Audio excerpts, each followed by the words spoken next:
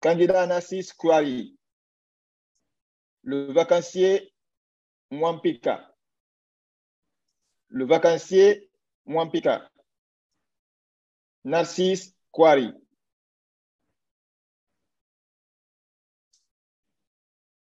Citadin habitué à un certain standard de vie et à certaines normes, Mwampika, le vacancier, va décider pour une fois de passer ses vacances dans son village natal, appelé Mouyondi. N'ayant pas de PlayStation ou de jeux vidéo pour se distraire, il va décider d'accompagner sa grand-mère au champ. C'est le début d'une merveilleuse aventure. Ils doivent aller à près de 3 kilomètres à pied, sans moyen de transport, sans moto, sans émidjan, pour arriver sur la colline, dite colline de Malolo. Après un peu plus de 2 heures de marche, Mwampika va ressentir de la fatigue. Il va demander à sa grand-mère, « Mémé, j'ai soif, j'aimerais prendre de l'eau. » Et sa grand-mère, en lui faisant un signe, « Attends un peu, nous allons arriver un peu en avant pour prendre de l'eau. » Quelques minutes plus tard, ils arrivent au pied d'un arbre.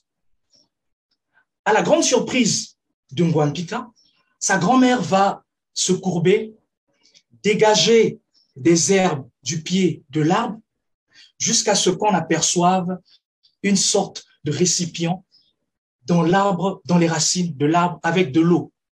Mais ce n'est pas tout. La grand-mère va continuer à dégager certaines choses de cette eau et prendre un gobelet et extraire avec délicatesse de l'eau de l'arbre.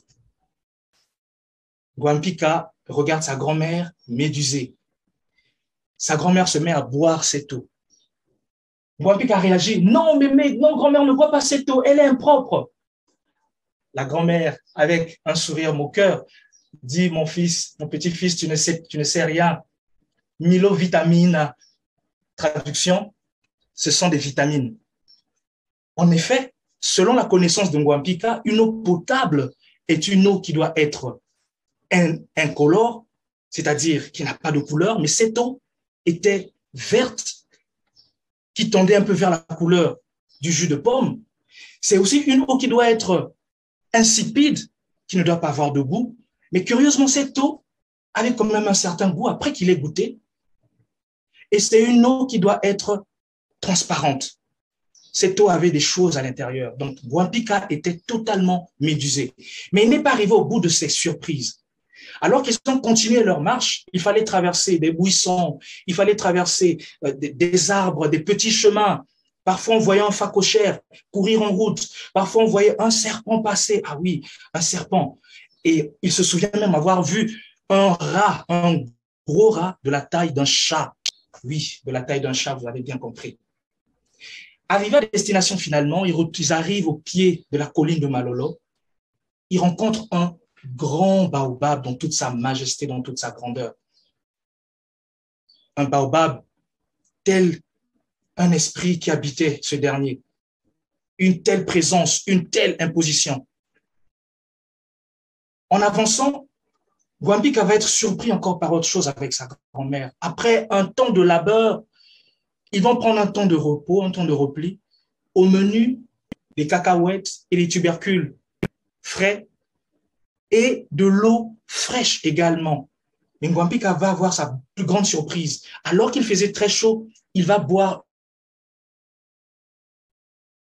Je suis revenu. Alors, ayant bu son eau fraîche, Mwampika va être surpris et sa grand-mère lui dira finalement que c'est par la science des anciens que nous avons eu cette eau fraîche. Mwampika est simplement reconnaissant de ce gros voyage et la leçon qu'il nous donne, c'est que nous devons être ouverts à tout changement. Nous devons voyager afin de découvrir les plus belles choses. Et pour terminer, j'ai fait une recherche et j'ai découvert qui était ce Mwampika que je vous présente à présent.